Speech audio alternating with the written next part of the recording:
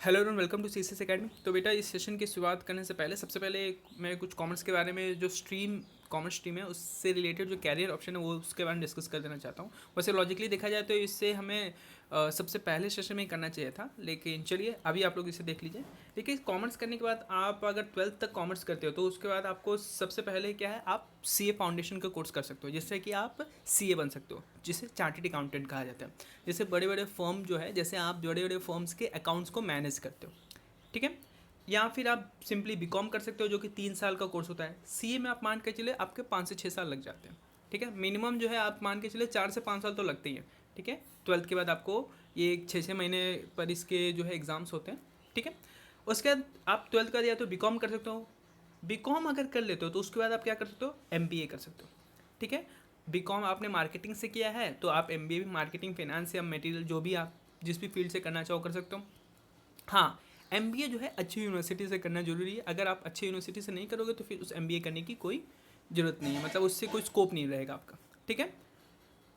अच्छा, अगर आप एमबीए कर लेते हो तो उससे क्या होता है, मास्टर इन बिजनेस एडमिनिस्ट्रेटर हो जाते हो आप। बड़े फर्म में जो है आप एज ए मैनेजर पोस्ट पर काम कर सकते हो, ठीक है। अच्छा, एमबीए करने के बाद अगर आप मान लो नेट यूजीसी नेट क्वालिफाई कर लेते हो तो आप जो पीएसयूज होती है, जैसे जो पब्लिक सेक्टर यूनिट होती है, जो आपकी ओएनजीसी हुई, भेल हुई, ये जैसे पब्लिक सेक्टर यूनिट जो होती है, उसमें आप एज ए मैनेजर जो होते हैं, HR manager, human resource manager की पोस्ट पर आप रिक्रूट कर सकते हो, ठीक है। उसके बाद क्या है, बीकॉम के बाद आप डिप्लोमा डिग्री ले सकते हो, जैसे बैंकिंग से, इंश्योरेंस से, अलग अलग जो है साल साल भर के डिप्लोमा की डिग्रियां होती हैं, जो कि आपकी मणिपाल यूनिवर्सिटी जो है ये ऑर्गेनाइज कराती है। आप उन्हें अगर क्वालिफाई कर लेते हो, उन्हें क्रैक कर लेते हो, तो ऐसे केस में आप बैंकिंग सेक्टर में आप जॉब ले सकते हो। उसके बाद आप क्या कर सकते हो, आप एलएलबी कर सकते हो। 2 साल का एलएलबी जो होता है आप कर सकते हो, ठीक है। 2 साल के एलएलबी। अच्छा, अगर मान लो आप बिना इसी के, आप बीकॉम के बिना अगर एलएलबी करते हो 12th के बाद, तो आपको करीब करीब 5 साल लगते हैं, ठीक है। लेकिन अगर बीकॉम के बाद करते हो तो 2 साल एलएलबी करने में लगता है। फिर उसके बाद एलएलएम जो होते हैं, लॉ में मास्टर्स की डिग्री 2 साल लग जाते हैं। तो मान के चलो 2 से 3 साल में आपको एज अ लॉयर आप कैरियर ऑप्शन को चूज़ कर सकते हो, ठीक है। उसके बाद जैसे 12th के बाद आप सीए फाउंडेशन करते हो, वैसे आप बीकॉम के बाद भी सीए कर सकते हो। ये है कि 12th के बाद आपको जो हमने बताया ना, 4 से 5 साल लगते हैं, यहाँ पर बीकॉम के बाद आपको 2 ही साल लगेगा, क्योंकि 3 साल तो आपने बीकॉम में जो है अपना दे दिया, ठीक है। तो 2 से 3 साल में आपके बीकॉम के बाद सीए हो सकते हैं। उसके बाद आप अगर टीचिंग फील्ड में जाना चाहते हो तो आप बीएड कर सकते हो। बीएड पर जो है एमएड आता है, एमएड पर आप टीचर, बीएड के बाद ही आप जो है कॉमर्स के टीचर के लिए एलिजिबल हो जाते हो, ठीक है। हाँ, एमएड करने के बाद क्या हो जाता है कि आप एमएड के बाद अगर नेट क्वालिफाई कर लेते हो, यूजीसी नेट, तो ऐसे केस में आप कॉलेजेस जो यूनिवर्सिटीज़ होते हैं वहाँ पर आप जो है प्रोफेसर के रूप में अपॉइंट हो सकते हो बीएड के टीचर्स को पढ़ाने के लिए, ठीक है। फिर आप आईसीडब्ल्यूए कर सकते हो। ये भी जो है एक चार्टेड अकाउंटेंट टाइप का, ये कॉस्ट अकाउंटेंट होते हैं, ये भी अच्छी पोस्ट होती है बड़े बड़े फॉर्म्स में। उसके बाद आप क्या कर सकते हो, बैचलर इन लाइब्रेरी साइंस कर सकते हो। बैचलर इन लाइब्रेरी साइंस जो होती है, ये बीकॉम के बाद आप 1 साल की डिग्री होती है। ये जो होती है, जो आप जो भी प्राइवेट सेक्टर स्कूल्स होते हैं या गवर्नमेंट सेक्टर, जो केवीएस हुआ, एनवीएस हुआ, इनमें जो लाइब्रेरियन की पोस्ट होती है वो वाली निकलती है। तो ऐसे केस में आपके पास जब ये डिग्री होती है ना, बैचलर इन लाइब्रेरी साइंस, तो ऐसे केस में आप लाइब्रेरियन बन सकते हो। फिर सीएस होता है कंपनी सेक्रेटरी, ये 2 साल का होता है। ये आप कंपनी में एज ए सेक्रेटरी रिक्रूट हो सकते हो, तो ये इसके भी 2 साल का कोर्स होता है। फिर आप इंपोर्ट एक्सपोर्ट के डिप्लोमा कर सकते हो। इससे क्या होता है कि आप इंपोर्ट एक्सपोर्ट जो होती है फर्म्स, जो आपका वहाँ पर आपकी अच्छी रिक्रूटमेंट हो सकती है। फिर आप एमसीए कर सकते हो। हाँ, एमसीए करने के लिए आपको कॉमर्स के साथ मैथ लेना जरूरी है, तब जाके आप एमसीए करोगे, नहीं तो आप नहीं कर सकते हो, ठीक है। बीसीए और एमसीए आप इसी के साथ कर सकते हो, ठीक है। और उसके बाद आप यूपीएससी की तैयारी कर सकते हो, ठीक है। तो यूपीएससी में भी कॉमर्स स्ट्रीम से कई बार एग्जाम में पूछ लेता है। तो आपके कॉमर्स, जैसे आप एसएससी यूपीएससी हुआ, या आप 12th के बाद एसएससी के रिक्रूटमेंट जब करते हो तो वहाँ पर डबल एओ की वैकेंसी आती है, उसमें सिर्फ कॉमर्स के क्वेश्चन आते हैं। मैथ साइंस तो आता है, साथ में कॉमर्स के भी क्वेश्चन आते हैं। फिर बेसिक बेसिक ये जो डिप्लोमा होता है, ये जैसे कंप्यूटर कोर्स टैली कर सकते हो। तो इससे ये है कि आपके बहुत ज़्यादा तो स्कोप नहीं कहेंगे, इससे छोटे मोटे जो है आपके रिक्रूटमेंट में आपकी मदद कर सकती है। हाँ, इंडियन मिलिट्री एकेडमी में आप जा सकते हो। बीकॉम अगर आपने फर्स्ट डिवीज़न पास आउट किया है तो आपके पास एक ऑप्शन आता है कि आप नेवी में या एयरफोर्स में आप जा सकते हो। वहाँ पर जो है ग्रेजुएशन में 60+ मांगता है, उसके बाद वहाँ पर एंट्रेंस होता है। अगर आप वो क्रैक कर लेते हो तो आप मिलिट्री सर्विसेज में ज्वाइन कर सकते हो। क्लियर है। अच्छा, अगर मान लो आप बीबीए ही करते हो 12th के बाद, तो ऐसे केस में क्या होता है कि आप BBA bachelor in business administrative करके एमबीए की डिग्री ले सकते हो, ठीक है, ये डायरेक्टली आप MBA ले सकते हो, या तो BCom के बाद MBA करो या BBA के बाद MBA करो, बात वही पड़ती है। या फिर आप CS फाउंडेशन यहीं पे कर सकते हो 12th के बाद ही, जो आप BCom के बाद करते हो और 12th के बाद ही कर लो, तो थोड़ा समय लंबा जाएगा, लेकिन यहाँ भी कर सकते हो। फिर उसी तरह से 1 मिनट मिटा दे इसे, इसी तरह से आप BCA कर सकते हो, BCA के बाद MCA कर सकते हो, ठीक है। ये 12th में मैथ्स की जरूरत होती है, जैसे हमने यहाँ पर दिखाया था ना MCA, ये BCA करने, यहाँ पर BCom के बाद आप MCA कर रहे थे, यहाँ पर आप BCom करने से पहले अगर BCA करते हो तो इस बाद आपके पास MCA कर सकते हो, ठीक है। उसका DED होता है, डिप्लोमा इन एजुकेशन होता है, ये 2 साल का होता है, इसमें आप प्राइमरी सेक्शन के बच्चों को पढ़ा सकते हो। तो कुल मिला के अगर देखा जाए तो या तो आप 12th के बाद या तो CA फाउंडेशन करो तो CA में स्कोप रहेगा, या तो BCom कर लेते हो तो आपके पास ये सारे ऑप्शन रहते हैं जिसको आप ऑप्ट कर सकते हो, ठीक है। चलिए, तो हम लोग अपना सेशन स्टार्ट करते हैं बिजनेस स्टडीज़। तो हम इसमें बात करेंगे हमारा जो अगला सब्जेक्ट है बिजनेस, उसके बारे में। तो पहला लेसन हुआ है business, trade and commerce. Business, trade and commerce start करते हैं। तो सबसे पहले अगर हम ट्रेड की बात करें, ट्रेड का सिंपल मतलब क्या होता है? व्यापार। व्यापार अगर देखिए तो व्यापार में क्या होता है, आप कोई सामान बेचते हो, उसके रिटर्न में आपको कुछ पैसे मिलते हैं, ठीक है। यहाँ पर व्यापार किसे कहते हैं? जब आप एक दूसरे की नीड को फुलफिल कर देते हो उसे बोलते हैं व्यापार।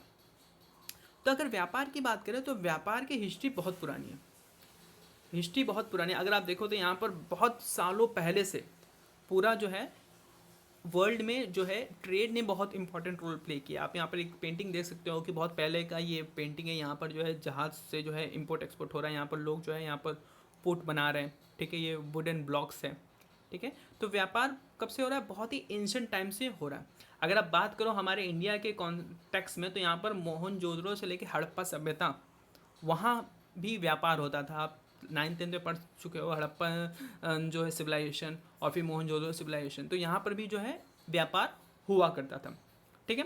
और ये जो सिविलाइजेशन थे हड़प्पन और मोहनजोदड़ो, ये लोग क्या करते थे, इनका जो है मेसोपोटामियन सिविलाइजेशन के साथ इनका ट्रेडिंग होता था।